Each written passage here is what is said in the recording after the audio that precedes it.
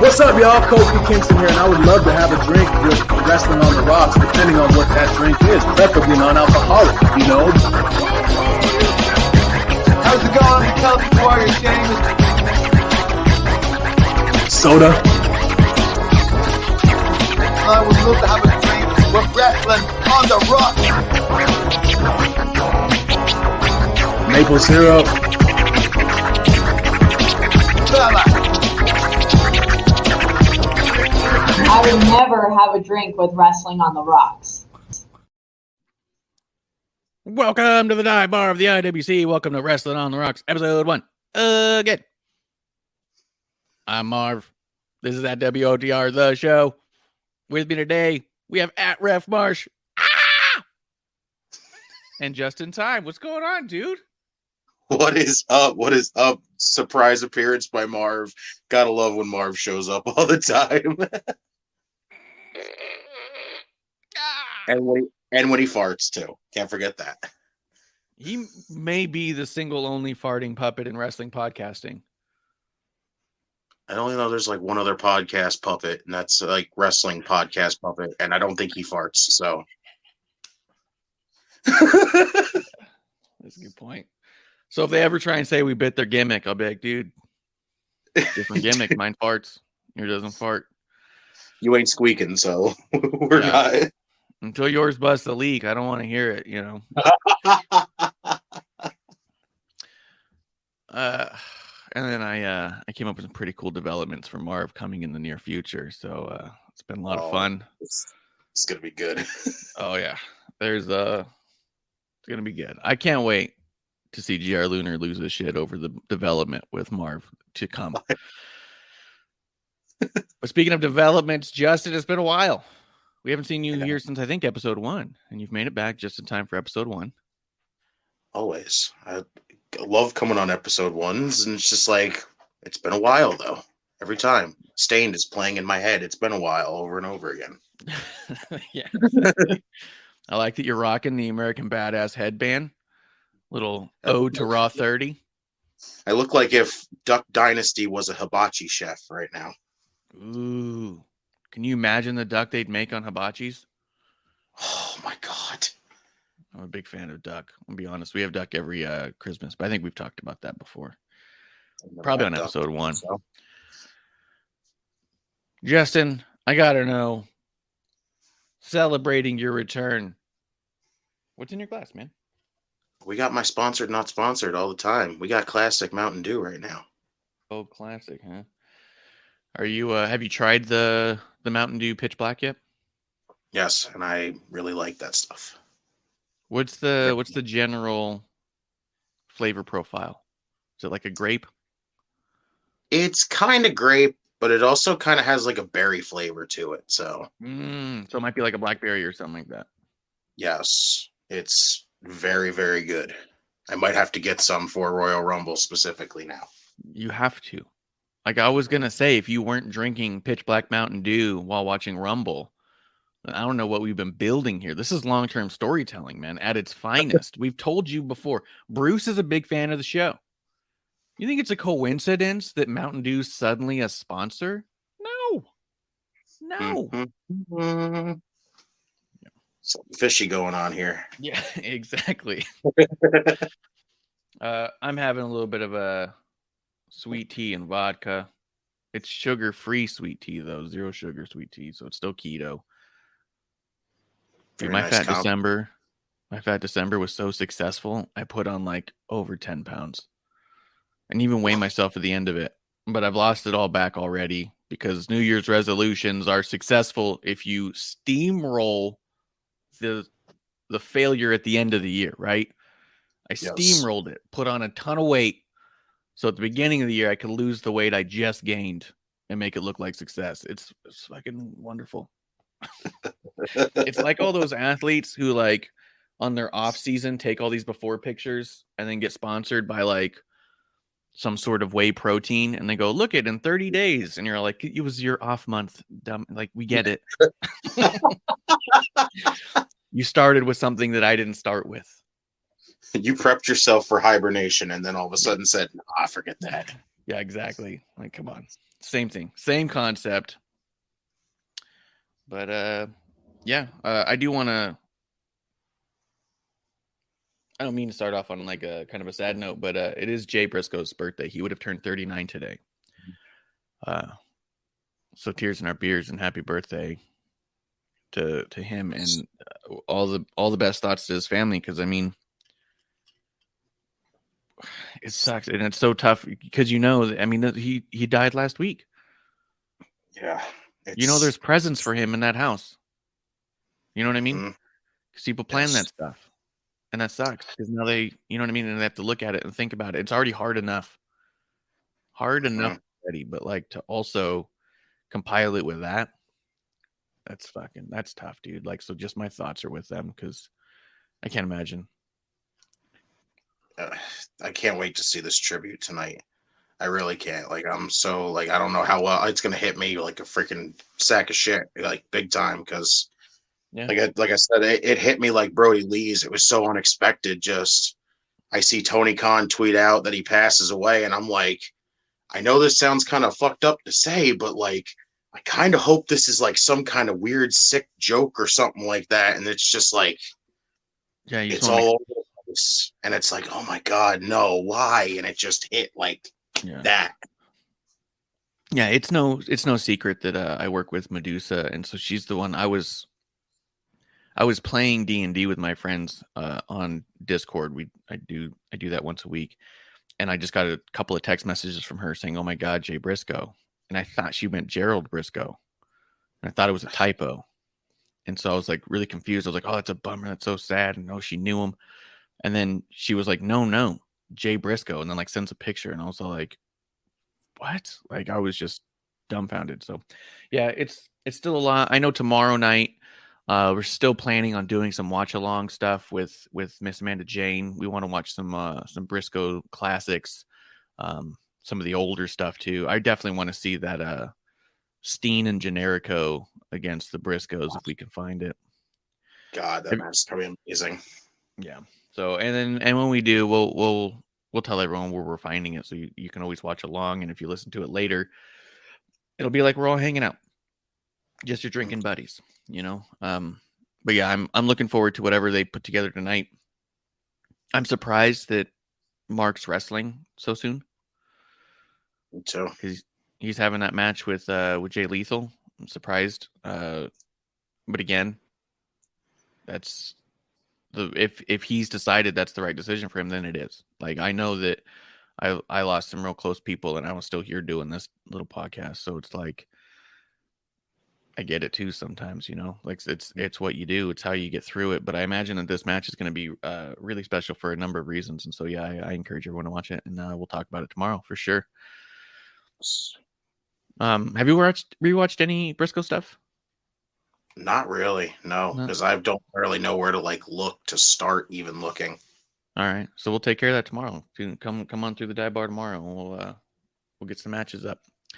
But moving on, because we'll have a lot of that talk tomorrow as well. I didn't want to ignore it that it was his birthday, because that's, we do birthdays. I don't have anything like news-wise. Was there anything that you saw bumbling up in the news? Because I'll be honest with you, I'm not as active on Twitter as I was for a while. I've been really busy with the other projects that I work on, which has been really good. But I do notice that when I'm logging into Twitter, it feels more pointless than ever. I'm literally looking at like 6 or 7 accounts in a row. Who do you think is going to win the men's rumble? Who do you think is going to win the women's rumble? What was Undertaker whispering to Bray Wyatt? Wrong answers only. I literally saw that in a row 7 times. And I was like, what the fuck? Like, you guys, first off, wrong answer only tweets are terrible. Yes. Always. They're unoriginal, uninspired, not funny. And it just asks for a bunch of other people to create content for you.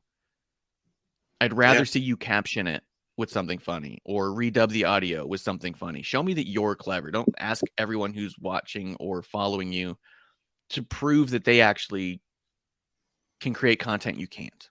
It's lazy and it's not funny. I've also never seen a response to any wrong answer only post that I ever went, that's funny, that's a good one. Every time I look through those comments, every time, that's why I've stopped. I'm just like, these are awful and terrible. Like, what are we doing? And I get out. Good so call. Twitter's been just fucking boring, dude. Yes. Just boring. I don't even barely go on that often still. And it's like when I do, it's just like a quick scroll through here and there. I check my group chat that I'm in. I check our group chat and see what they got going on. They drop anything, I retweet it quick, and then I'm gone. Like, I don't even pay attention to any of the news, none of that. Because again, they're all blocked for me, so I don't really pay attention to them.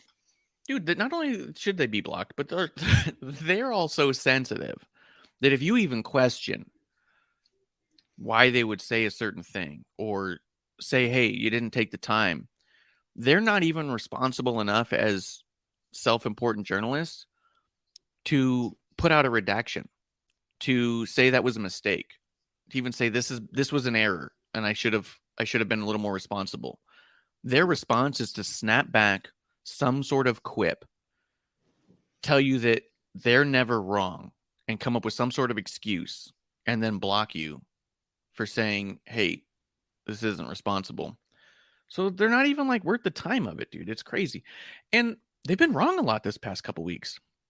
I heard Bishop's episode about Dave Meltzer. And then he was wrong about the Briscoe stuff after the fact too, because he was putting out that he was, and Bischoff dragged him, but he put out that Warner Brothers were still refusing to put out Mark Briscoe, that he's not going to be allowed, that's hard set in stone.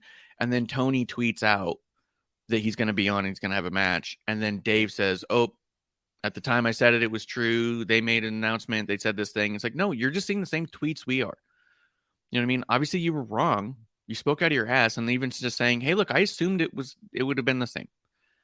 You know what I mean? And then he says that he covers his ass by saying, unless something changes. Yeah, of course. That's true 100% of the time. This either is or isn't is always going to be a true statement. It doesn't make you smart or knowledgeable or inside to say they either will continue this thing or they will not continue this thing, because those are the literal only 2 options. You're not hedging your bets. You're talking out of both sides of your mouth. So yeah, I've been staying off Twitter because a lot of it's been that bad. Just that bad. And irresponsible. Yes, because like I said, I don't even bother looking for anything like that. Like I said, they're all blocked for me and anything like that. And it's just that whole, everyone's talking about the Rumble, and I'm just like, okay, well, we'll see what happens when we get there. Yeah, it's this weekend, and I've heard some pretty cool predictions, pretty cool fantasy bookings. You guys all know I'm a big Sam Roberts shill. He had a really fun breakdown of how he imagined you could get to a KO and Sami Zayn one-on-one at Mania for a title. Like a really cool, if you kind of pull back and how could we get there without damaging anybody's. It was a really cool breakdown because I was like, you know what? You could get there, which is cool. Doesn't mean they're going to do it. Doesn't mean they would even do it that way. But we've talked a lot about Sammy and KO. When you see something as dominant as Roman, it can be really difficult to figure out how can we have our cake and eat it too. And he broke down a method that was like, you look at, we can have it all. We could just have it all. And so I was like, that's really fun. So stuff like that I enjoy. But all this other one, you know, asking 30 people to tell you who they think's going to win, like, what is not into it. So yeah, Twitter's been a bore. The news has been wrong a lot. I just think the shows have been cool. They've been good enough. They've been good enough as a standalone thing. So very true. Let's see. You want to talk about some of the shows? Let's do this. Let's do it. Let's talk SmackDown. Dude, SmackDown and Raw were both pretty good. Like, very. I know that I've heard some people say that nothing about those shows made you or made them or did anything that would make somebody want to see the Rumble more or less than they wanted to before, that it was pretty static. I only sort of agree with the concept that, like, my excitement for Rumble is already high every year. You don't have to do much to make me more excited for the Rumble. I think that's the point of it all, usually, with the Rumble, is when you see when it comes to Rumble season, your excitement just goes, because it's the Royal Rumble. It always has that excitement, no matter what it is. I also think that with them announcing Cody Rhodes is coming back for the Rumble means we're going to see some pretty cool shit, because they want you to know Cody's coming back for the Rumble. They don't want that to be a surprise, because that means they have surprises that they don't want to lessen by having Cody get a big pop. He's going to get anyways. Yes. Dude, what do you think? What do you think of these Cody promos that Bishop hates? I've actually really, like, again, I don't know what it is. Cody, since he's come back to WWE, has just been wonderful compared to the AEW stuff. The AEW stuff was so miserable. Couldn't stand to watch any second of it. And now, since he's come back, it's just like, it's so good to where it's like, you want to root for Cody. You want to, like, side by Cody, listening to what he says and how he's coming back to this nasty injury. And it's like, I love this. I'm loving these entire Cody promos.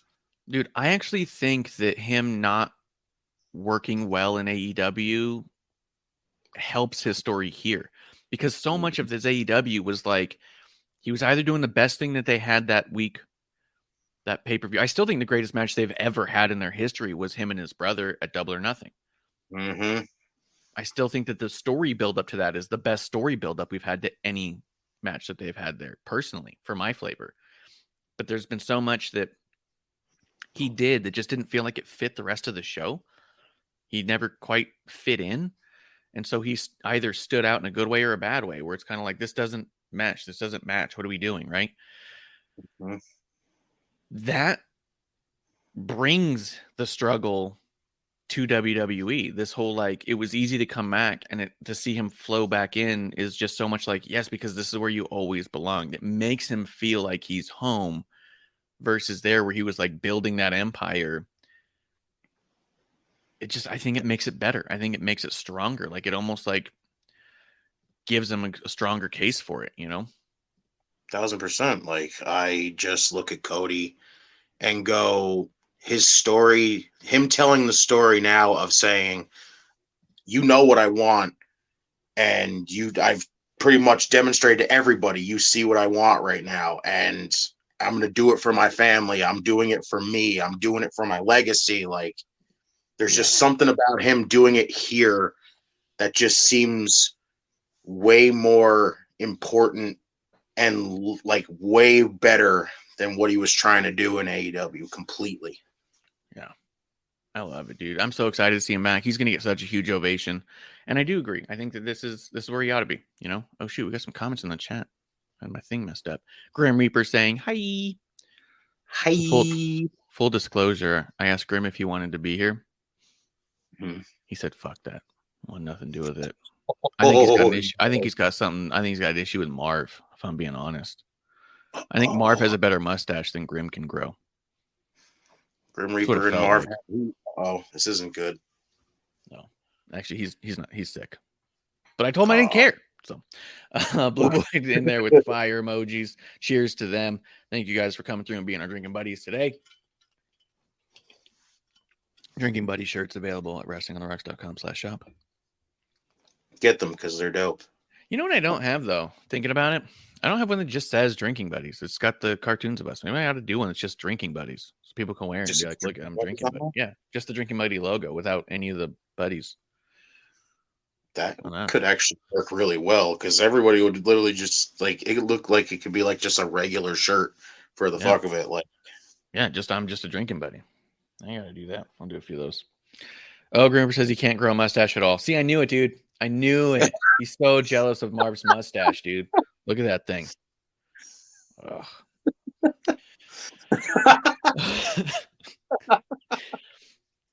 But yeah, I'm super stoked for. I think we're gonna bounce around a little bit too, dude. I haven't talked to you in a while, so I want to know how you're feeling about stuff. I want to know. Oh wait, Grim Reaper says I don't think Cody should win the Rumble. Have him win an Elimination Chamber match. See, because there is a lot of that. So everyone thinks it's going to be Cody. They all think that, you're building up for Cody. He's got to do it, right? Mm-hmm. I don't think Cody needs the Rumble win to get to an even more compelling WrestleMania story. I actually think that if he doesn't win the Rumble, it becomes a lot more interesting on how he's going to get there.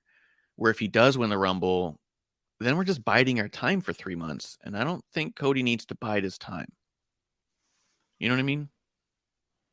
Yeah, but I mean, again, this is stuff that I've seen scrolling through Twitter, people talking about The Rock winning the Rumble.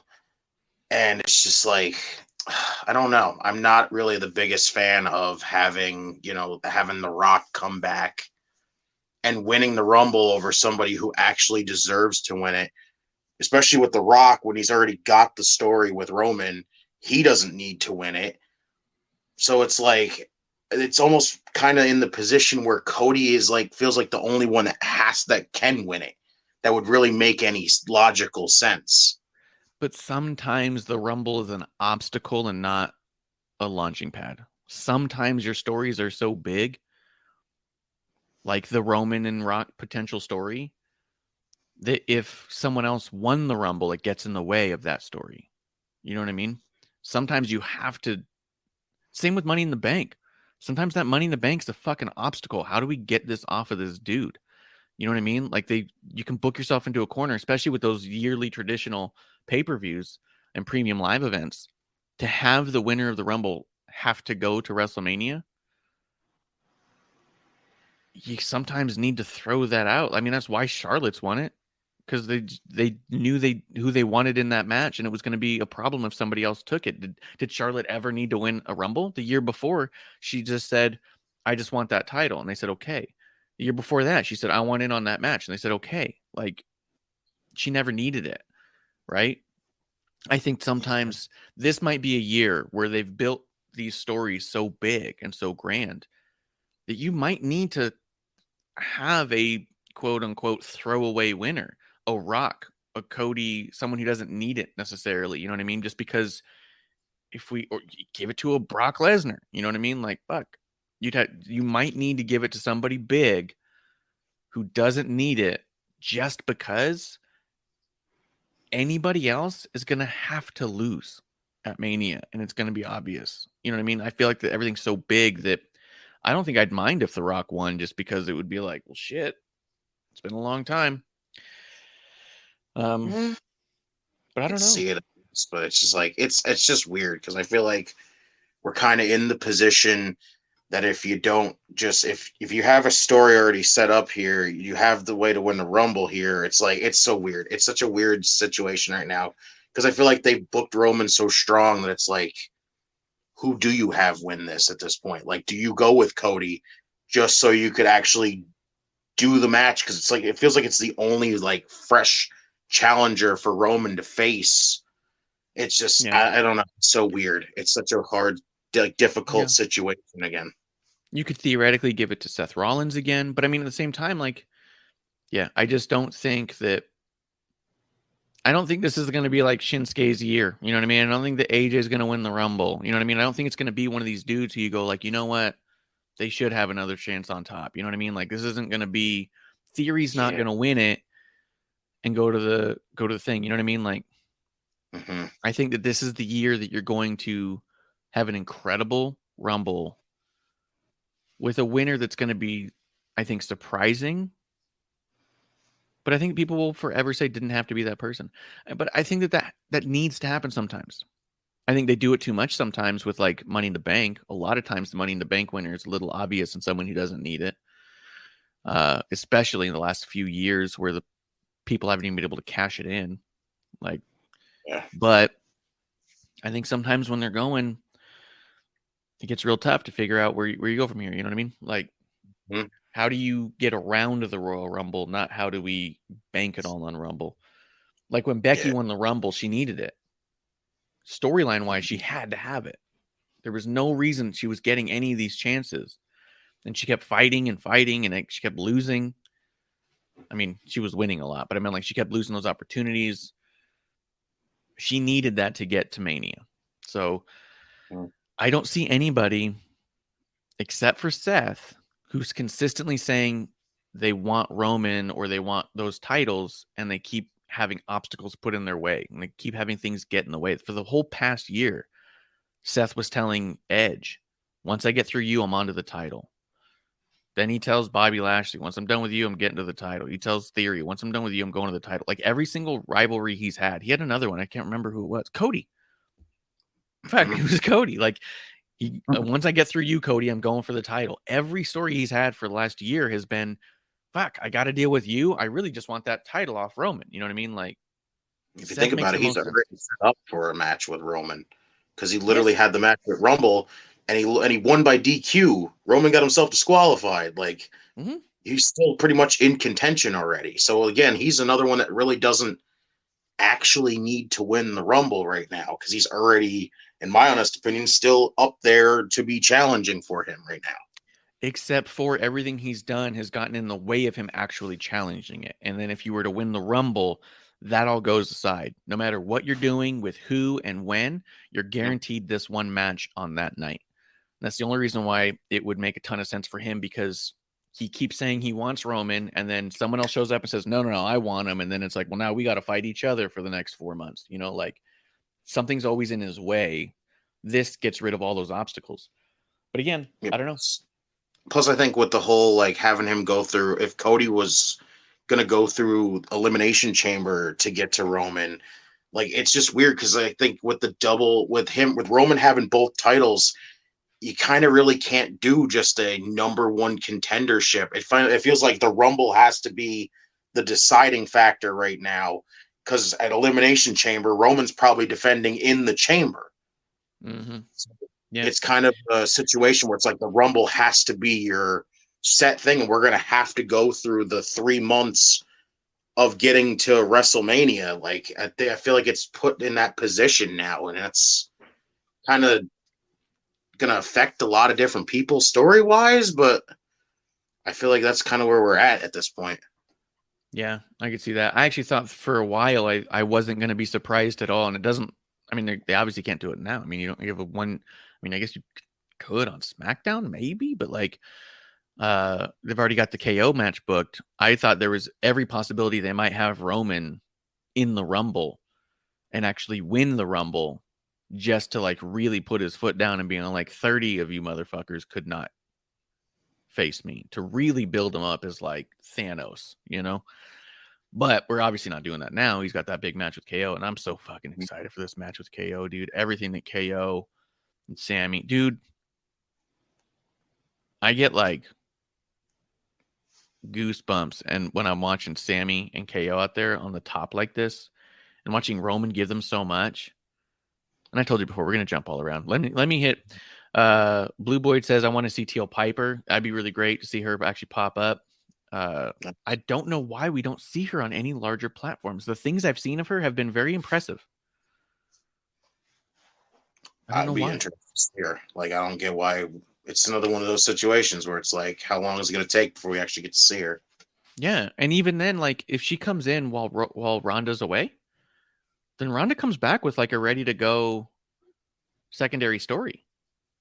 You know, especially if you have Teal Piper, who's not allowed to be rowdy. She doesn't get to wear her dad's jacket, but Ronda does. And especially if Ronda's looking on going out, like if Ronda only wants to do 1 more year or 6 more months, she could sit out for a bit. Teal Piper can come in and do all this stuff, and she could like fight for the jacket. You know, I want you to put my dad's jacket on the line. I want that back. That was supposed to be mine. You know what I mean? Sounds very interesting. I'm not gonna lie. Yeah, I want the jacket, and I want your career. You know what I mean? I want to be the rowdy one. I am the rowdy one, and you've just been faking it. Everyone knows it. You know what I mean? You've been trying to keep me out of here. Like, you could do the whole thing. It'd be great. So, yeah, Teal Piper, bring her in. Bring her in. Yes. She also says, I'm going to laugh if Logan Paul wins the Rumble.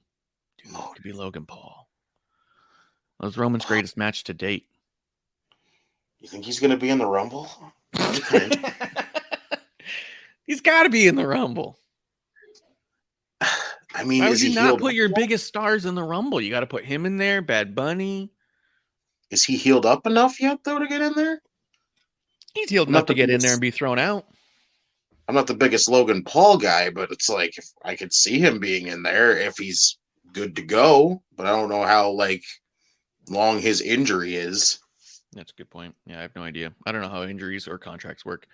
Grim Reaper says the crowd has to want Cody to win. I think they will. He won't get booed even when he's in the final 2. Everyone booed when Roman and Batista were in the final minutes. Yeah. I also think that Cody's got to go the whole distance. He's got to be 1 or 2. That'd be crazy if he starts all the way and goes Shawn Michaels. That'd be even better. Even if he doesn't win it, he's got to start 1. I think you start it with number 1 because it's like, oh my God, not only are we getting Cody, but they're starting with Cody. That gives room to breathe for any other surprises. The story becomes Cody, right? So then as Cody's in there, let's say Cena comes out, you have Cody looking over there like, God, you know what I mean? Like 20 minutes in, 30 minutes in, like, fuck, are you kidding me? Like, this motherfucker, you know what I mean? But I think that, yeah, you have Cody go the whole distance. And even if he's thrown out at the end, because I could see that. I could see the winner throwing out Cody in the final 2 and being like, he was this fucking close, just constantly this fucking close, just not getting there, you know? Jeez. And then you have him just on the outside, like, fuck, you know? After all of this, you know? I'm feeling that one. Holy crap. Yeah. Oh, yeah. And Greenberg says, good point, Cody, number 1, so he gets the full entrance, embraces the people again. Yeah. He gets the time. He gets to stand there. He gets to soak him in. He doesn't got to run out to the ring and get his jacket off. Give him the whole thing, the crane shot, the crowd being like, That gives him time to get that whole entrance in. Yeah, get it in. Dude, we barely even talked about SmackDown, and I said like 20 minutes ago we're starting SmackDown. I don't know, man. I'm just hyped for Rumble, man. Let's see. Usos in the Judgment Day. I want to know what you, because like I said, I'm catching up with my drinking buddies. What do you think about everything that's going on with Dom? I'm still not feeling it. I don't know what it is. Judgment Day is not hitting for me at all still. It's because you'd never last in prison. Oh my God. You've been outmanned by Dom is what it is. You know that he's a punching bag for everybody at this point. He's basically become a punching bag for everybody.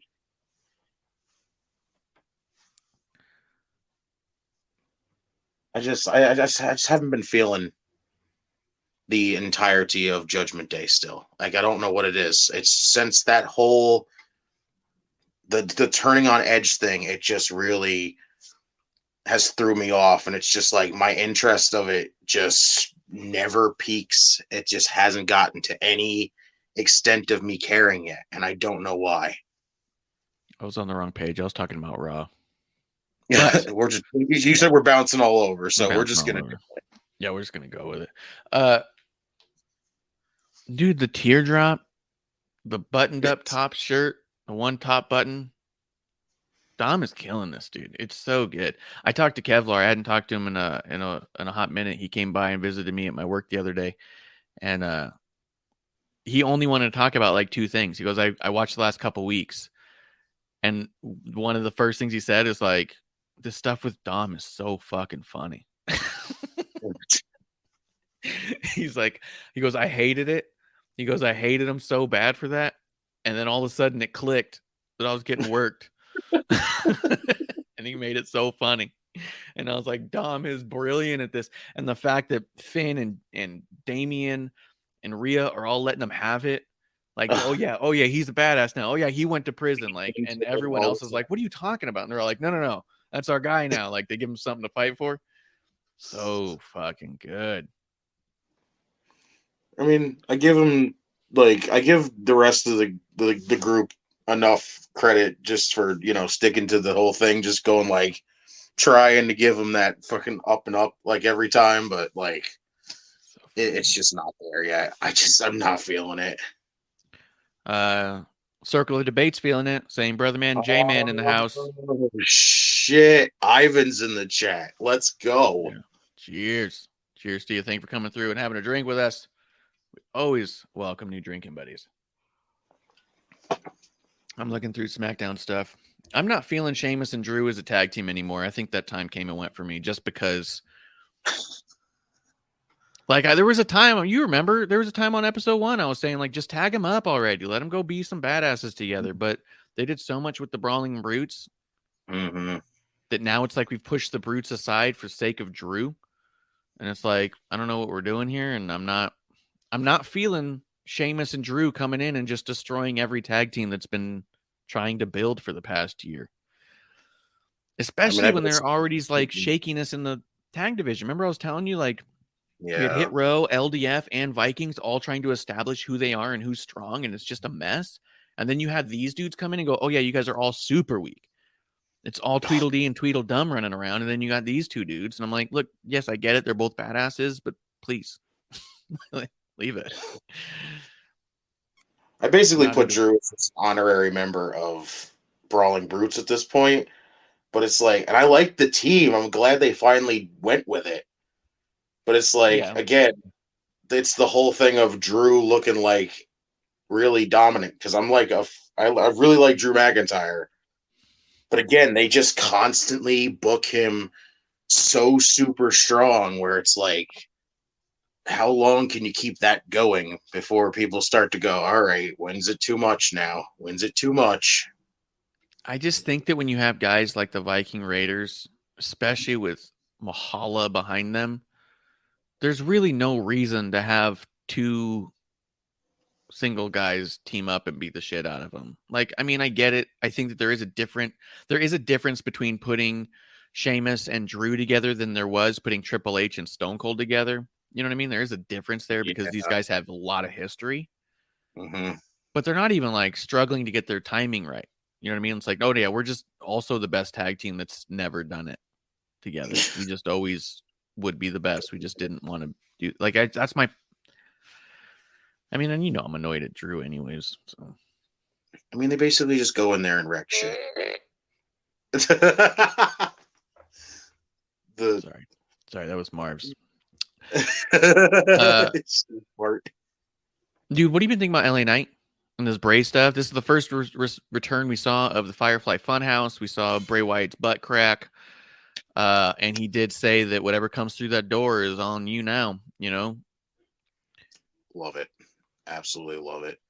That whole, again, the early stages of it, it felt very repetitive. It was just Bray coming out talking and literally saying the same thing over and over again.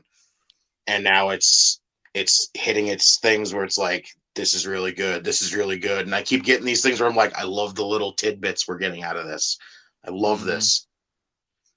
Yeah, this felt like a big step. What's going to come out of that door? I cannot wait to see what's going to happen in this pitch black match. This is going to be very, very interesting, and especially after what happened on Raw. Like, I can't even imagine like what Bray's going to have in mind for stuff to do now. Like, it's going to be crazy. Do you think we get the Fiend back at Rumble? I don't know. I feel like yes. which would be very interesting. But then it's like, I don't know. Well, people are probably gonna have a fit if LA Knight wins over the Fiend because of like, I don't know, probably if like Uncle Howdy shows up and screws the Fiend over. I don't know. Bliss. I can see Bliss Alexa again Bliss. doing it? Well, she did it at Mania. Last time we saw Fiend, she cost Fiend the match against Orton. I don't know. It's a lot of different ways to go with it. Like you could, like I said, this is just really, really interesting. Like I love the little tidbits we're getting out of it, where it's like, oh, here's this. Bray's bringing back the Firefly Funhouse, teasing more like, is it going to get the Fiend? Are we going to get some different kind of like character? We don't know yet. Like it's really, really gotten to the interesting part now. And when this pitch black match happens, it's going to get really, really good. I can just feel it right now. Do you think they have anybody? Do you think someone exists in the world who has a similar body to Bray Wyatt? Oh, geez. That's actually a good question. Because what if during this match he comes out as Bray, but the Fiend pops up and does something? You know what I mean? As like coming through the door. You'd have to be really careful because you don't want it to just be because Uncle Howdy Boy definitely has a different body type than Bray. And even when they tried to make it look like it was similar, you could just tell it was not. Yeah. He's very skinny. Yeah. So I just wonder if you'd be able to do it in a way. And I wouldn't want them to do it like on the screen. Like I wouldn't want them to be backstage and all of a sudden I'd want it to be in ring. But I don't know. In my mind, Bray's got to come out as Bray, but something happens where the Fiend becomes a factor. But I don't want it to be on the screen. I'm really hopeful. But I think that we definitely see the Fiend somehow. I just don't know if the match ends up being against the Fiend. I just don't know. So it'd be like the thing like when he came back, where all the characters were there. So we're just going to get some kind of appearance of the Fiend. Maybe in the ring, maybe, or you know what you could do, because it's the Fiend. You can have the Fiend poke his head up under the ring and yank LA Knight down under the ring. You know, because then you don't need to see the body. Yes. That sounds get away with very some good. shit like that. I don't know, man. I'm loving all the LA Knight stuff. And fuck it, let's talk about LA Knight and Bray on Raw. Let's jump around, like we said. Yes. God, the passing of the torch, as everyone was calling it. Passing of the torch. So, without trying to be an idiot, wrong answers only. Could you successfully read the lips of Undertaker? The only word I really caught was something about darkness. Yeah, somebody when WWE put the tweet out that when they showed that and they were just like respect and he showed him like whispering in his ear and everything, and somebody looked like they actually like were able to read what he said and to him and said something about like, you're the new Undertaker, darkness is forever. And I was like, if that's what he said, that's massive for Bray. Taker has a lot of freaking belief in Bray Wyatt. That's amazing. Yeah, that's crazy. That moment was amazing, though. LA Knight coming out, talking shit on all the old legends. You hear the gong, and he's just like, fuck. And then if Undertaker, I mean, God, Bray and LA Knight in that segment with the Undertaker. And you know the Undertaker can just say no to whatever he wants. He's the Undertaker. There's a lot of belief behind LA Knight to be this close to those guys, for those guys to be working together with him. Like, because even Undertaker was putting over LA Knight there in a way. You know what I mean? Like, he wasn't out there like taking hits from him, but LA Knight's talking shit. Yeah, he let him talk. He let him talk and say his thing. He stared him down. Like, he didn't cower because he's a badass, but he also was like, I'm willing to fight you. You know what I mean? Like, LA Knight was getting a hell of a rub out there from both of those dudes. And for Undertaker to give that moment to Bray that way. Also with the choke slam into the Sister Abigail. Dude. It was just amazing. I couldn't have been happier for LA Knight to begin with. I'm so happy with what they're doing. But to me, that moment the gong hit and the way that it played out, as the longer it went, I was like, oh, in the back, they really believe in LA Knight. And Undertaker believes in LA Knight. But also Undertaker was handing it over to Bray. Like, that was so cool, man. I called him the greatest of all time for a reason. It's never changed. The Undertaker is the greatest of all time. Every time. And it's just like the fact that he has this much confidence in both of those guys right there for that whole entire thing. Like, I'm going to listen to him talk and I'm not going to do a damn thing.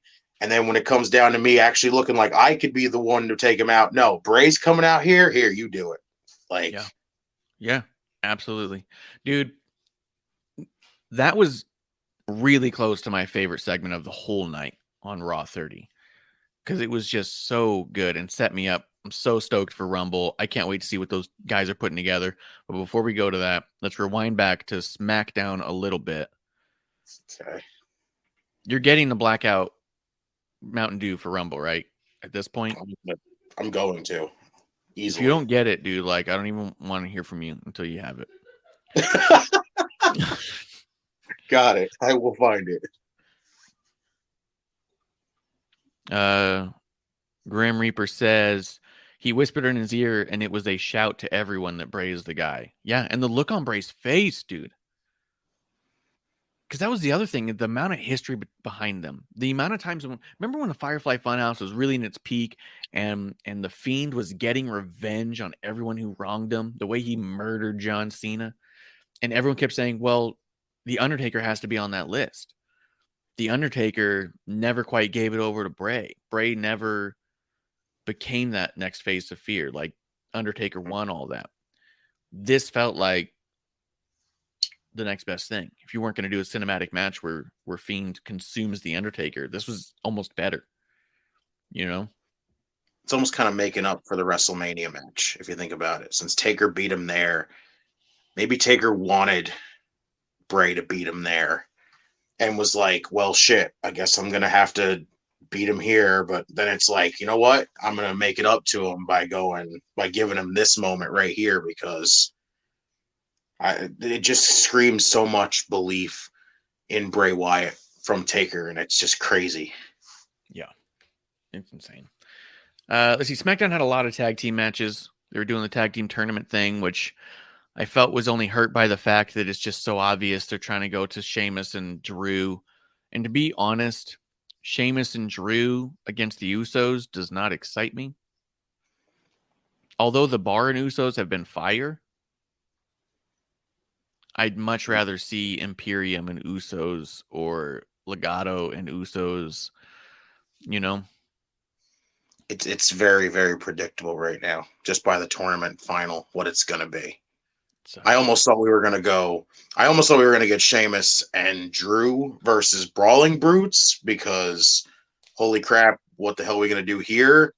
Yeah. But now it's just kind of obvious that we're going to get Imperium in the finals with them and more than likely get Drew and Sheamus again. And it's just like, they've already had their opportunity. Why are we not giving these other teams opportunities here? Like, yeah. Yep.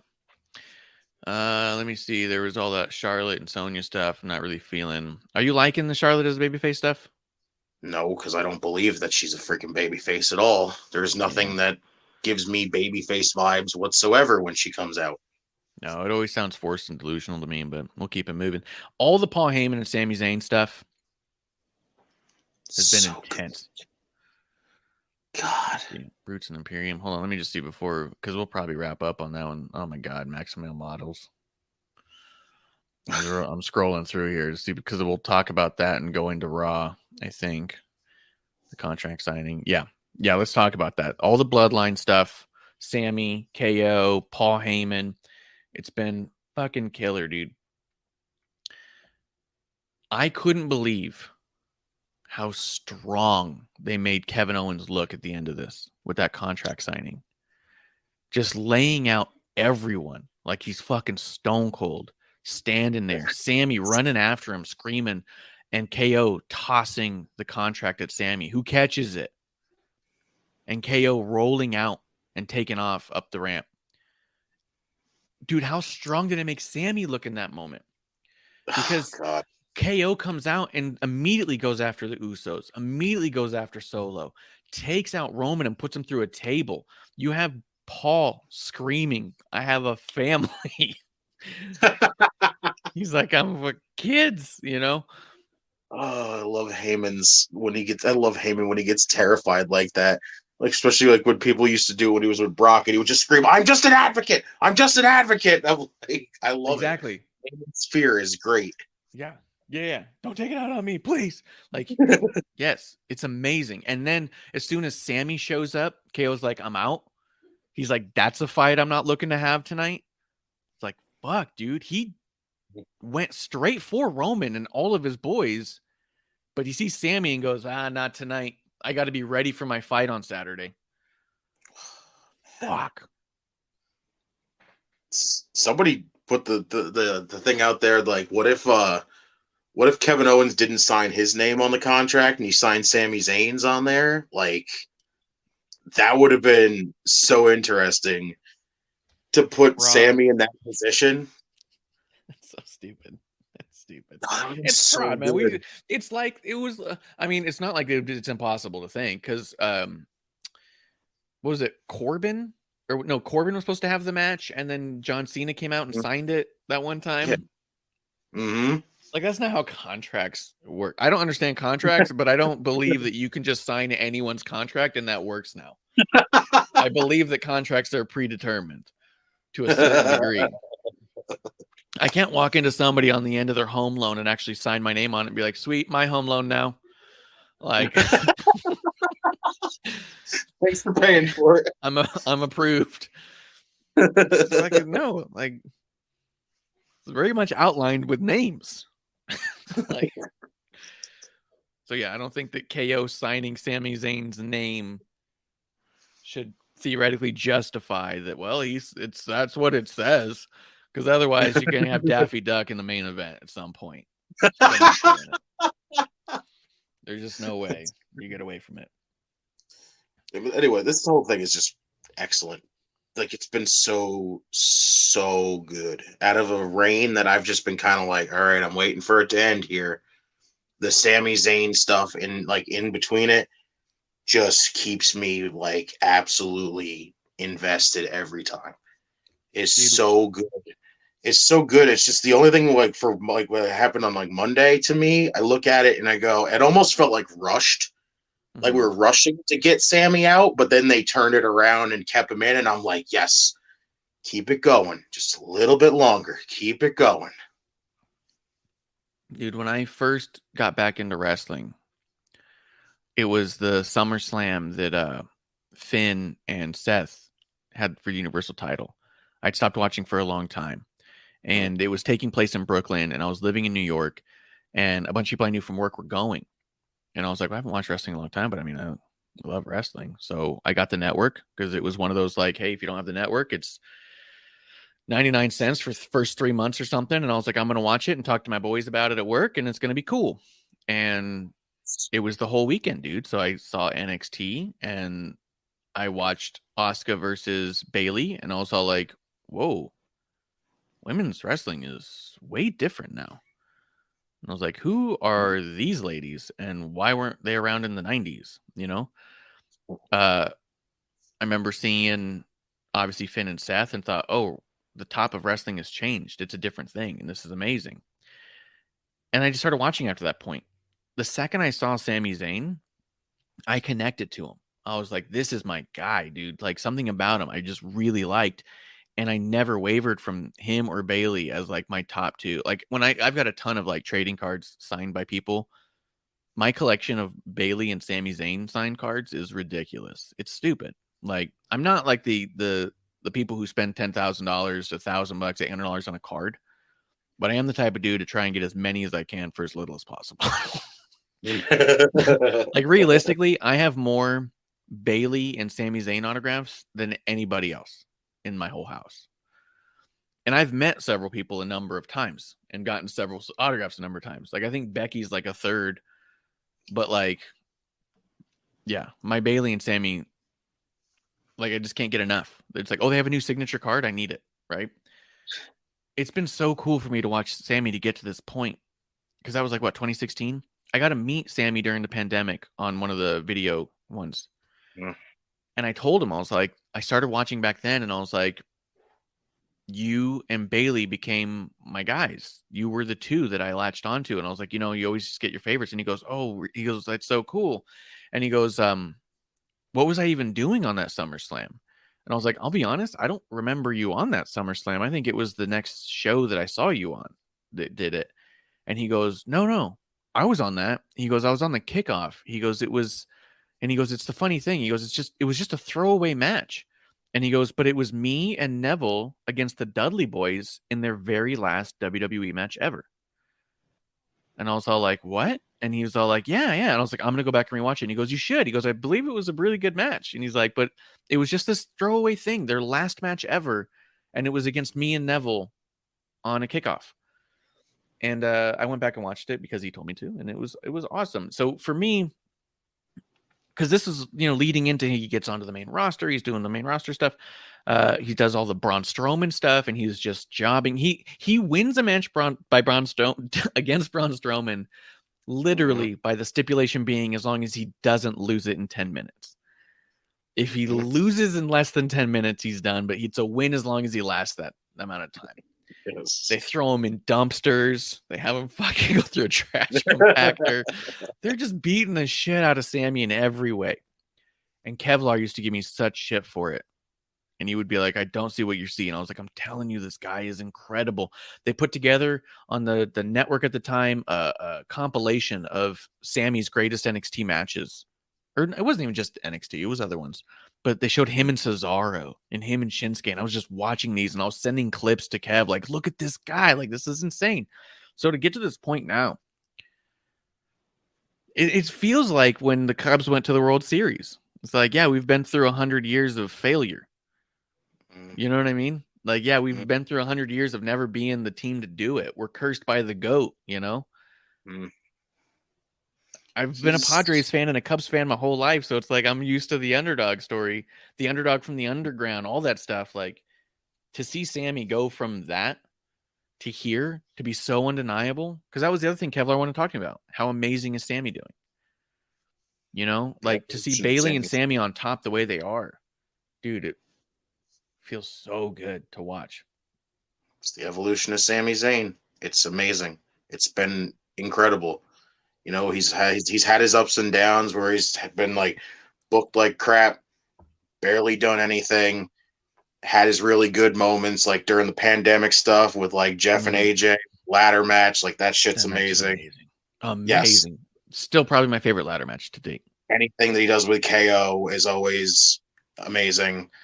And now it's just like him getting in the bloodline has just been astronomical for him, because look how much it's got him over. People chant for him every time they know he's supposed to be on the show. They start chanting for him every single time. He is over like crazy right now. It's done wonders for him right now. Dude, it's done wonders for KO right now. Would KO be in this position right now if Sammy wasn't in his position right now? And I mean that also and vice versa. They have such a brotherhood. You've seen that clip after Kevin Owens won the Universal title the first time backstage. Yes. Sammy runs up to him and hugs him in Gorilla, and KO just says, "This is for us. This is ours." Because KO and him have been so intertwined their whole careers that it's like, if I'm up here, I won't allow you to be down here. You know what I mean? Like, you have to be brought up, right? They've been bringing each other along through so much, and the emotion is so there that, like, even in that moment a week or two ago, a couple weeks ago, where KO's like, I just don't want anything to do with you. And he's even saying, like, I'm so happy that the crowd gets it now. They see what I've been seeing for 20 years, what I've always known about you. Like, that's what he meant when he hugged him and said, this is for us, because he knows how good Sammy is and what he's capable of. And for him to have that Universal title and to say, all I want to do is share it with Sammy.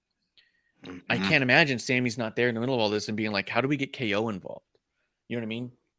How do we share this? Like, when Sami Zayn won the NXT title.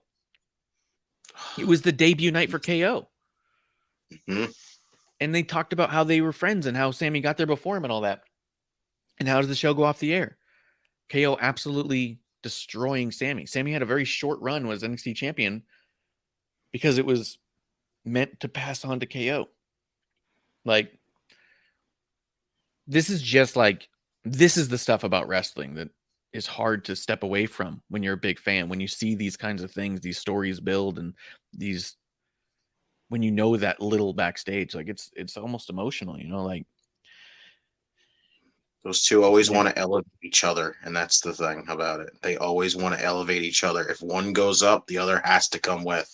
That's how close their bond is, and it's amazing. It's unbelievable. Dude, incredible. And then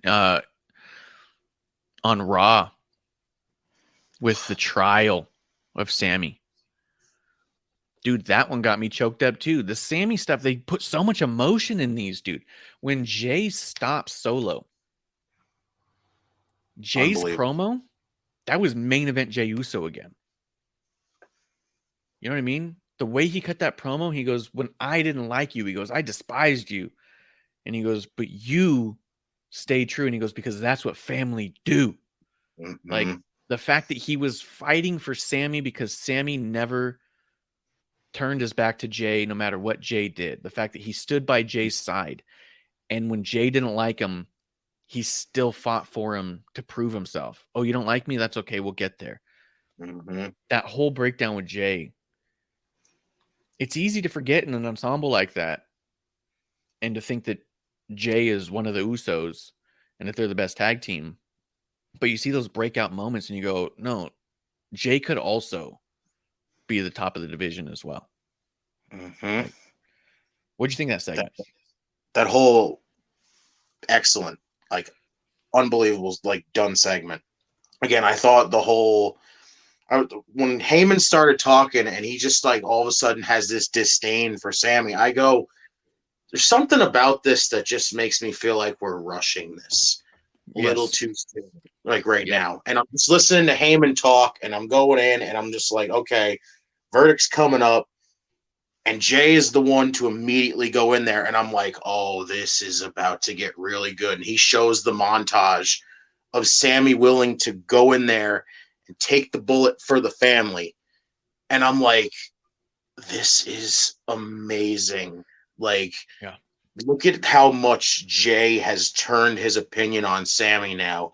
How it went from, why the hell are you in our family? You're not actually part of our family. What are you doing here? And now it's, you're like a brother to me, even though we're not actually blood. You're like a brother to me right now. And it's like, oh my God, it was just unbelievable. Unbelievable segment.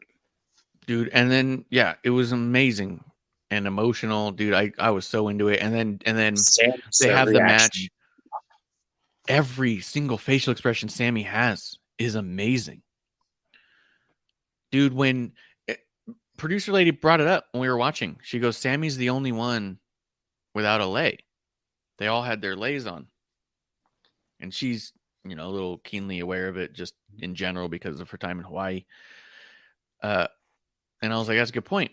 It does make him look a little ostracized, but at the same time, this is the trial of Sami. So why wouldn't you say, hey, get it? And so at the end of the thing, for Jay to take his off and put it on him, for Jay to say, I'm fighting for Sami, for Jay to defend Sami to the tribal chief and not just bow to him, but no, that's our guy. It was just amazing. And then the match afterwards, Jimmy gets injured. Sami Zayn puts himself in the match because they already set the precedent with Dominic, your favorite. And the fact that they finished it on the 1D, the fact that they did the 1D to finish the match. Absolutely incredible. I loved it. I love how they did that. The way Jimmy goes down and Sami again, because Roman still has those doubts on that now. All of a sudden has those doubts on Sami, and then Sami just says, "You know what? I'm going in. I'm going in. You always want to keep your tag titles? I'll go in for Jimmy." And it was just along for the ride for the rest of it. And that whole match was just really, it was great. And the way they got Sammy in there, having him and Jay hit the 1D was just incredible storytelling. Incredible.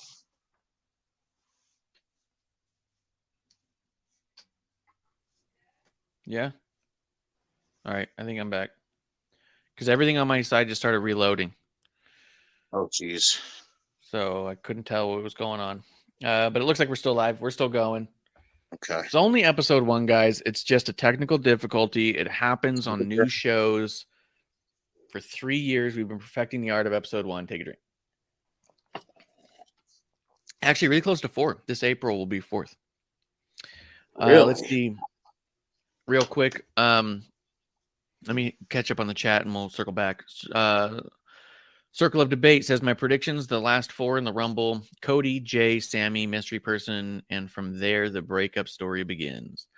Because I had said something about that before. Who did I have? At the time, it was Jay. I had Jay Uso. Oh, wait. Here's what she said. I had Jay Uso, Sammy, Cody, and I think I had KO. Oh, Kevin's going to have the match and then enter the Rumble still, too? No, not anymore. But in the moment, because remember I said the final 4 then, and I said that Sammy was going to look at Jay and be like, let's get rid of KO.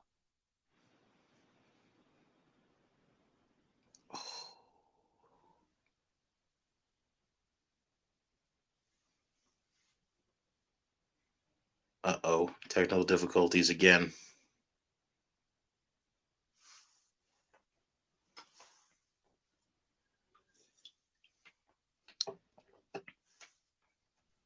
Right? Yeah. It's... like I said, if we're going to start the story here... Solo would have to be the 4th, and Solo would have to do something. That'd be so good. That'd be crazy, having Cody being up against the odds here with the bloodline in there. Yeah. Be kind of interesting, though. I'd be kind of all for that. Yeah. Solo getting the Rumble. Yeah. Yeah. I still think that in that case, you'd have...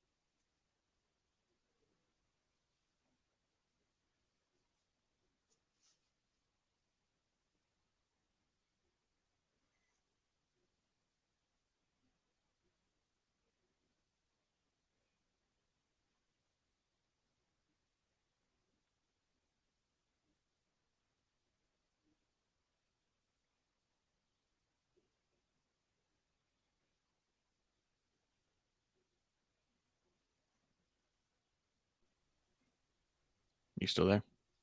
Yep. We're still live? Oh, my God. Yes. Guys, it's incredible. Incredible. This is why this platform is better than the old platform. We'd have had to start over. Take a drink. Oh, one. We lost internet in the house for a minute. Oh, shit. I was like, what the hell happened? That's funny. Take over, J-Man. Did you take over? Were you saying stuff, or were you just stay quiet? Oh, I didn't know what the hell was going on. I'm like, oh shit, what the fuck? So tell people what you're thinking. I don't know, because I didn't know what else happened. You just kind of like stopped, and then I didn't get to hear the rest of what you were saying. So that's a good point. Yeah. So, yeah, I think that maybe Seth, Cody, Jay, Sammy could work theoretically, but I think that Jay and Sammy, I don't know. After that last promo segment, I don't know that you could have Jay turn on Sammy and it not feel out of place anymore. He just came up for him, you know? Yeah. Solo's the only one that could really like toss him. I mean, he seemed like, especially what he tweeted out after that segment, and he told him like when he had him and when Jay stopped him and he was like, "Get off me," like it sounded like he was literally ready to pull the trigger on Sammy, which is crazy. That makes it just like even more interesting. Yeah, and when they did the vote, you know, if you want Sammy to stay in the bloodline, put up the ones. Solo never did. You know? Yep. But it's been amazing, dude. This is so fucking good. It's so good. Again, the Roman's reign as itself has just been kind of like meh, flatlining a little bit. But you got the Sammy stuff in it the whole time, and that's just enough to keep it interesting right now. Do you think with them showing Sammy holding the tag titles, obviously there's a world where you could get to Sammy versus KO for a world title at Mania, which I would like. But do you also think that they're teasing the possibility of the two of them teaming up and taking those titles off the Usos? I feel like they got bigger fish to fry. I could see it happening, though. I just feel like it's going to come down to something where they're going to kick Sammy out, and Kevin's going to have to come out to be like the savior for Sammy, and it's just going to cause this whole chaotic thing where they're just going to get the shit kicked out of them, and then we're leading towards Sammy and KO realigning and taking those tag titles off the Usos at this point. Maybe. I would love to see them in a world title feud because they absolutely deserve to be a world title feud. Yeah. But I just can't see it happening just yet. I think it'll be sometime down the road, but not right now. I think they're taking those tag titles off the Usos.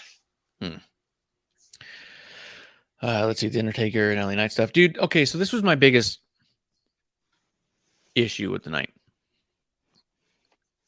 Bayley versus Becky Lynch.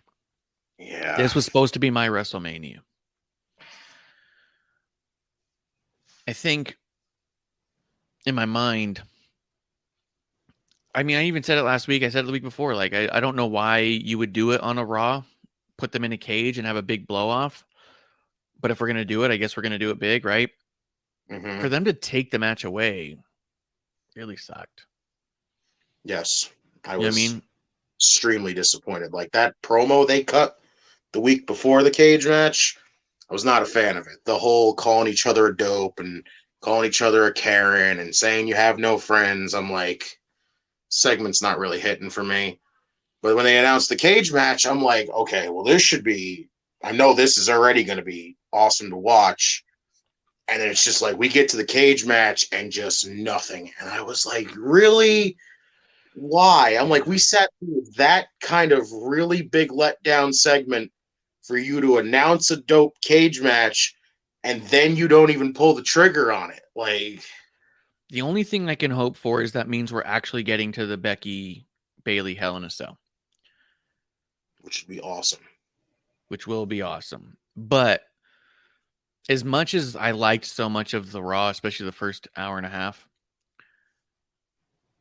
the only reason I was really tuning in was for that match. I've been texting my brother about it for like a week, almost every day, being like, dude, it's coming up. It's going to be my night. And then that Monday morning, I was like, tonight's my WrestleMania, dude. We're doing it. And for it to just be taken away like that, I was like, oh, well, I guess other cool stuff's going to happen. I think a lot of people were tuning in for that match, and they just pulled the rug out from underneath you. Like, I always think it's cool to see the legends do stuff. And we'll talk about one of the segments that I thought was really fun. But not getting that match fucking sucked. I did not like it. Although I do think it makes Bayley look cool and maniacal. It makes damage control look strong. It made Becky look a little... I mean, Becky looked strong because she saw them and went for them. She just was outnumbered.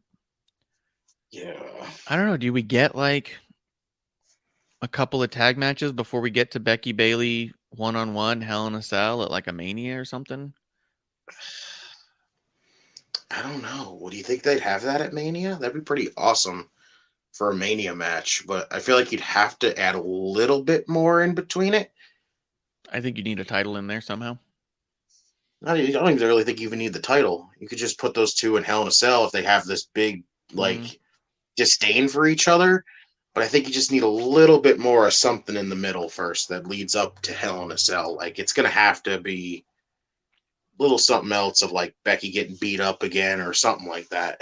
Some sort of Extreme Rules match in between. Yeah. Like, maybe even have the cage match actually, or have a no disqualification match or something where, like, Dakota and Io are banned from ringside or something like that. Yeah. I just don't think you can go to like a Falls Count Anywhere or a Last Woman Standing match before doing a Hell in a Cell. Yeah. Because as much as Hell in a Cell is supposed to be like the pinnacle, something about Last Woman Standing feels pretty fucking pinnacle. Like, even when I think about the Becky Charlotte stuff, I don't know if any match was as big or impactful as the Last Woman Standing match's Evolution. Yeah, that match was Apart from amazing. Becky having her moment at Mania, which was a triple threat, but I think like Charlotte one-on-one Becky, it's the Evolution match. That's it. We didn't need a Hell in a Cell for them. They had that match. You know what I mean? Yeah. So, I don't know. I was super bummed, really disappointed. But Me too. if they got bigger plans, I'm into that. So we'll see. Agree. The Charlotte Sonya Bianca thing, that felt so house show to me and corny. Like, it was this weird, like, it felt like they're gonna be all like, it felt like a house show where they say Charlotte makes an appearance and so does Bianca. You'll see her in action. And then you get there and they cut this kind of like half-assed promo back and forth that ends in a jobber match with somebody else. And you go, oh, okay. Like, this felt like this didn't have to be on TV. I'm glad it was because I think those women deserve TV time. But it didn't feel special. It felt forced and thrown together and not all that interesting. I said it was a bad trade. It was literally a bad trade when you could have had a cage match and we get drunk Ric Flair, a Charlotte pandering segment, and a regular like / house show match, and that was about it. Like, yeah, not really worth it. That's true. And I wish we got a little bit more of the women's legends. The only woman legend I saw was Medusa, right?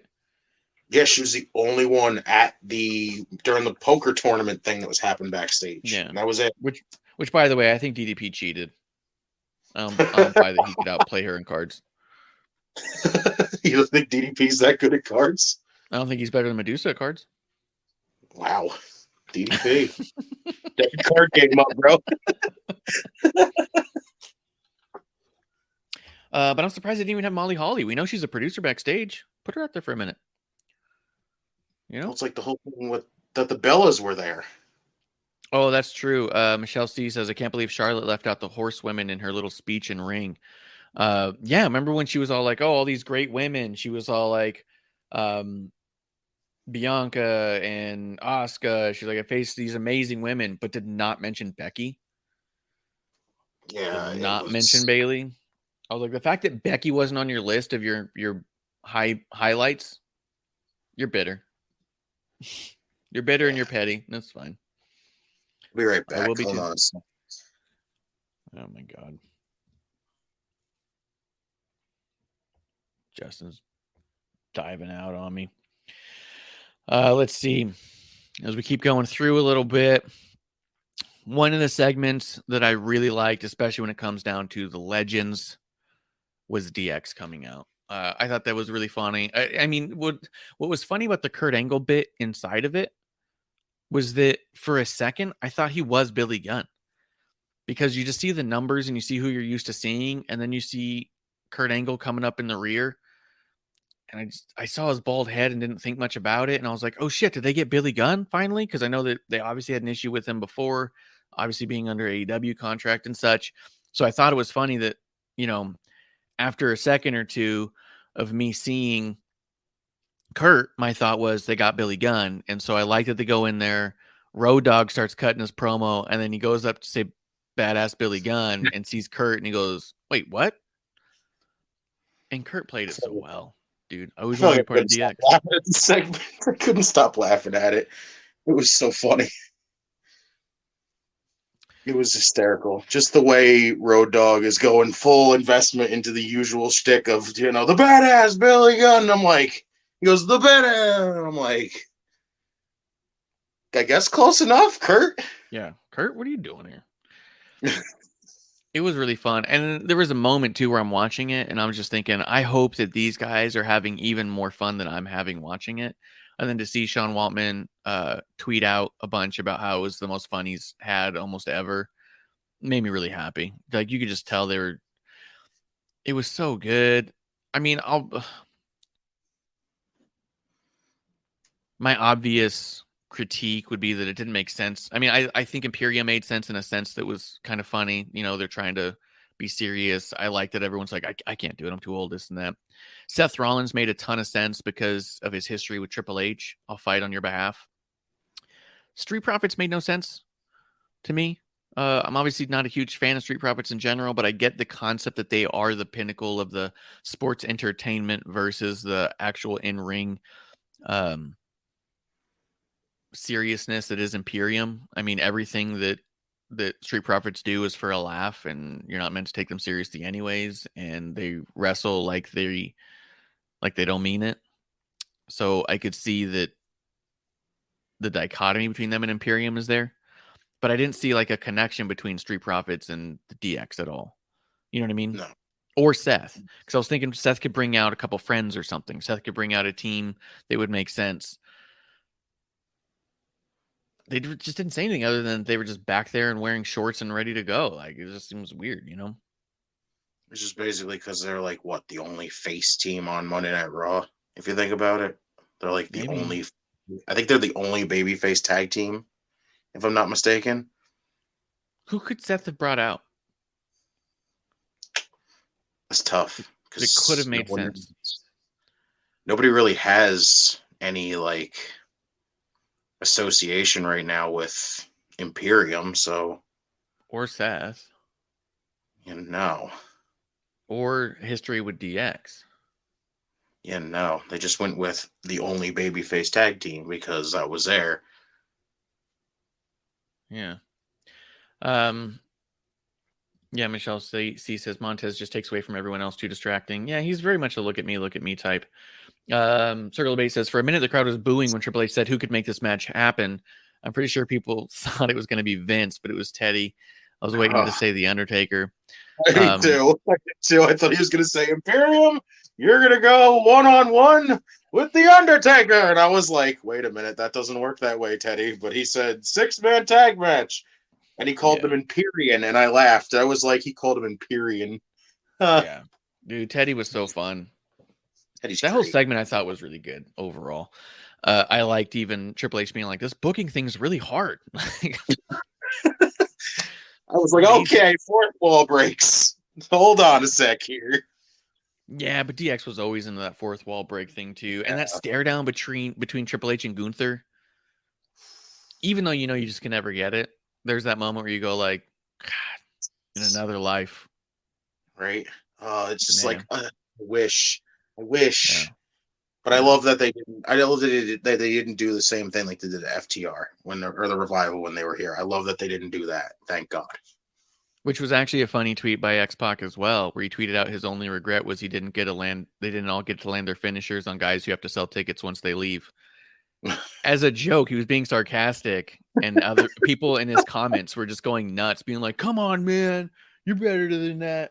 Oh, we trying to bury the future? Like, and there's this whole thing where he's like, It was so funny. He's like, I just wish I hit my finish on the guys. One request: can we get Sean Waltman in the Royal Rumble this year, please? That's what I want so bad. That's the biggest thing I too. want for Rumble is just to see X-Pac out there one more time in the Rumble.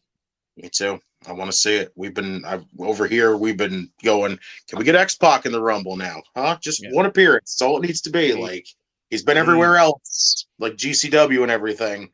Yep. How come we can't get him in a WWE ring one more time? Like, come on.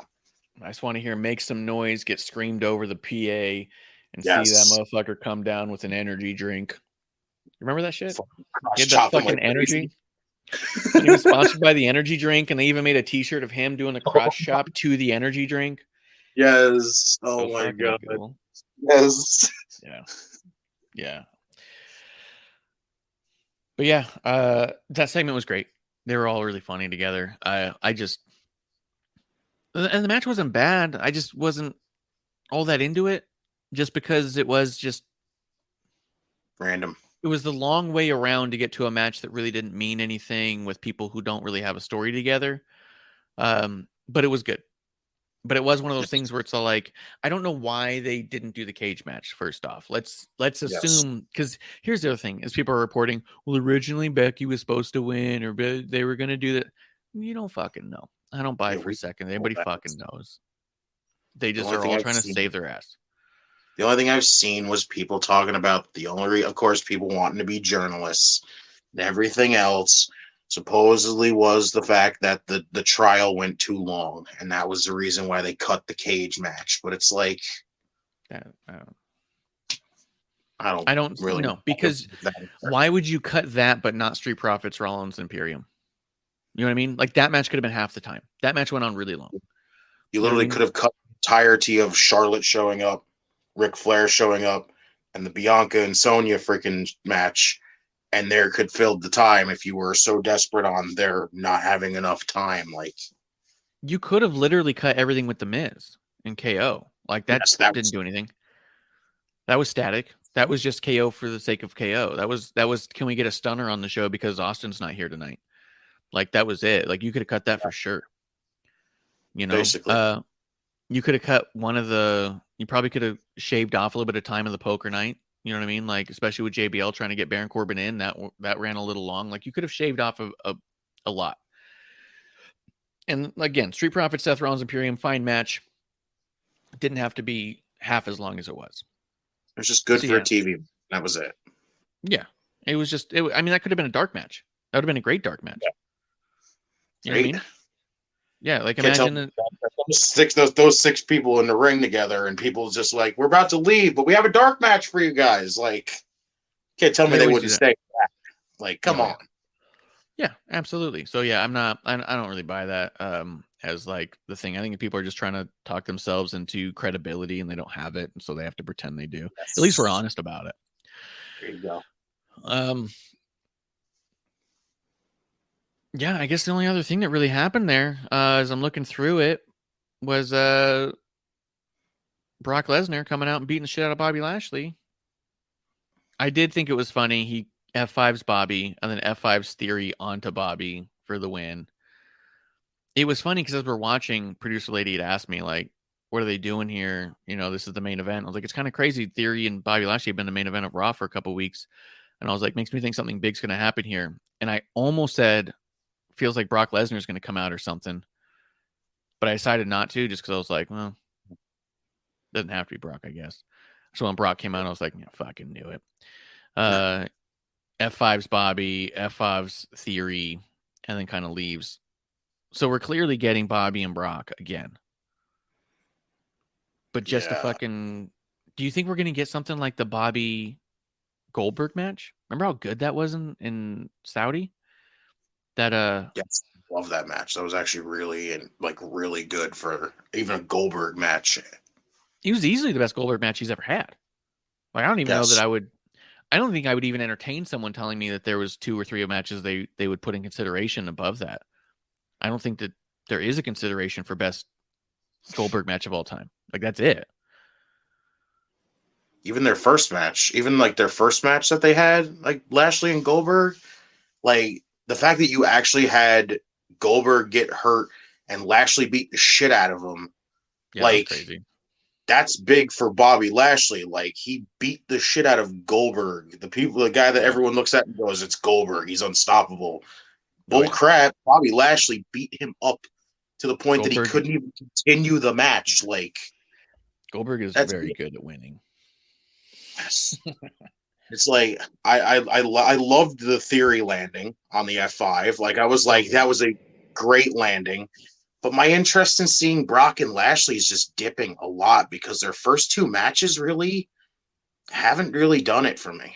Like, their Saudi match was a huge letdown. Their match at Rumble was a massive letdown. Like, my interest is just kind of really, they set the bar really low for a third match. It really sucks.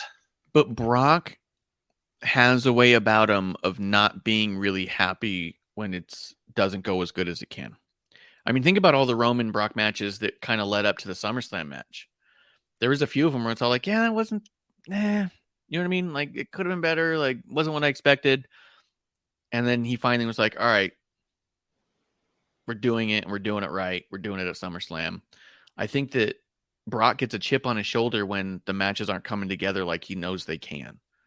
And I feel like there's a chip on Bobby and Brock's shoulder on both of them, not being happy that people aren't talking about them as a rivalry that should go down, you know? So I think that that's what excites me about this is that Brock didn't have to come back for this. Bobby doesn't need Brock right now. So for the fact that they're making it happen makes me think that the two of them are like, what's going wrong here? And how do we just beat the shit out of each other? You know? Mm-hmm. I think that whatever they do next, do you think that they wait for Mania or do you think they put it on a show in between? I would save it for Mania if we have to. Like, but let's make sure that this one is like, I would, yeah. Let this be like Goldberg and Brock at WrestleMania for the Universal title, how that match was literally just 5 minutes of actually really good freaking stuff. Like, let them have Mania and actually let's make this one good. Like, because I'll go into this match right now low expectations, but if they blow it, like completely blow it out of the fucking water, I'll be like, let's go. I'm glad I freaking went into this with low expectations. Do you think you have them keep it in ring, or do you think you have them do like a falls count anywhere?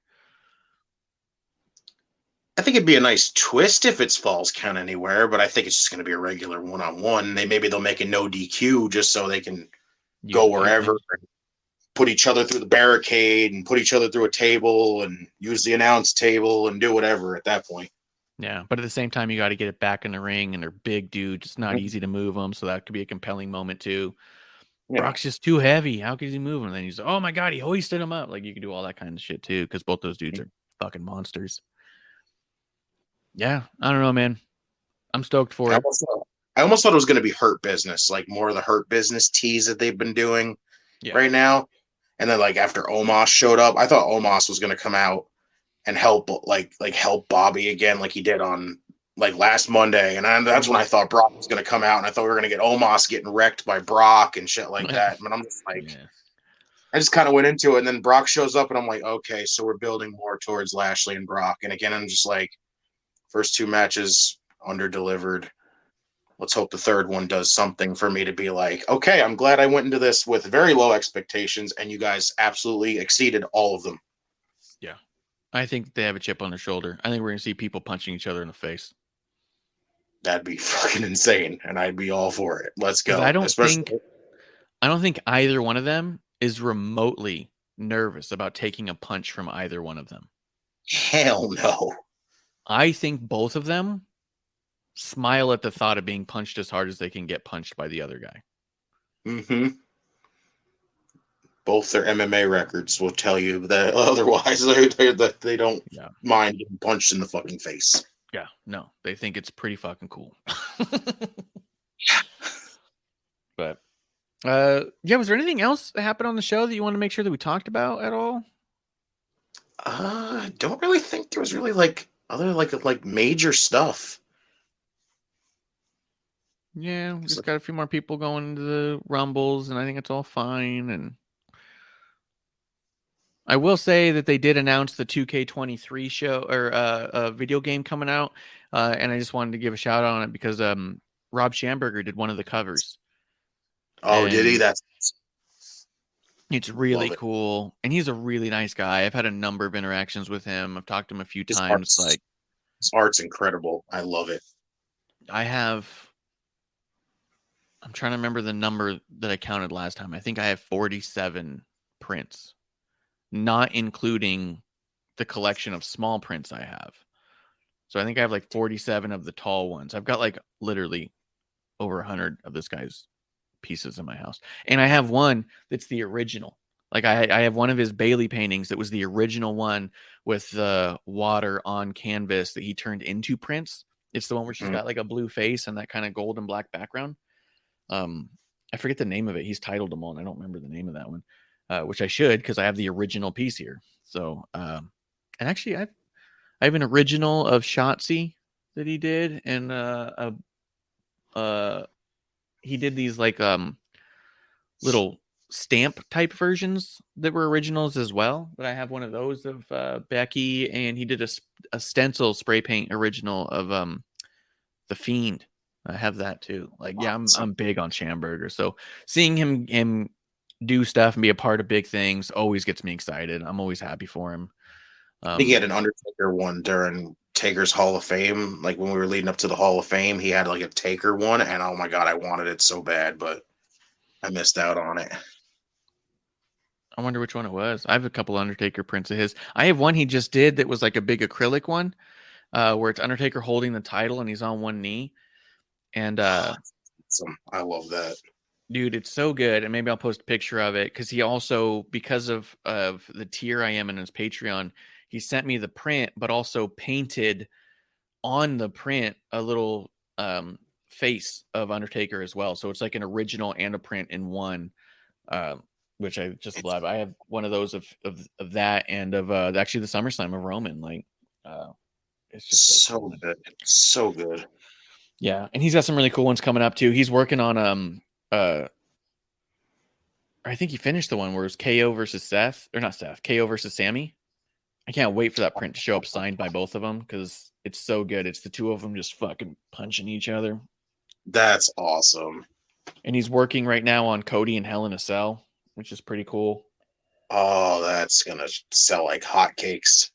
Oh yeah, dude, it's gonna be sick. So, but yeah, I mean, I don't have much else to say, so I figure we go ahead and do last call. And if there's anything that you wanted brought up, you can do it now. You want to tell people how to find you and stuff? I don't really got nothing else, but I'm gonna thank you for letting me come back on episode 1, because again, don't really get to do these too often. But you can find me on Twitter at JustinTime211. You follow my brother at JeremyInTime721. In Time Wrestling Podcast right now. Yes, still kind of on a hiatus, but again, we are not just gone. We are going to be coming back. So keep your eyes peeled, because we're going to have a lot of stuff coming. You got some stuff coming up, some brewing? Yes. I'm getting tired of freaking keeping everybody waiting now. It's time to come back and do some stuff now. Yeah, get going. So it's nice to grease your wheels here a little bit. Nice to have a drink with my drinking buddy. Yeah, dude, I'll be probably hitting you up in the DMs during Rumble to tell you how right I am all the time. Okay. I'm always willing to, like I said, I'm always willing to get the crow. Yeah. But you can find us at WOTR the show on Twitter. I'm at Ref Marsh. This has been a brand new episode 1 coming from you live. I don't remember how I finished these anymore, dude. I don't remember. It's been like a while, and I used to write it down. I don't remember. I gotta pull it up. Michelle says she's excited for the Rumble. Circle says, J-Man, we need you and Jeremy back. Guys, we'll be back tomorrow night right here in the dive bar of the IWC for a brand new episode 1. That's last call. Cheers. Hey, producer lady here. Thanks for tuning in. Continue to support us or buy us a drink by following and putting the I in subscribe on Twitch. Or subscribe and review our podcast on Apple Podcasts or wherever you listen to us. Cheers.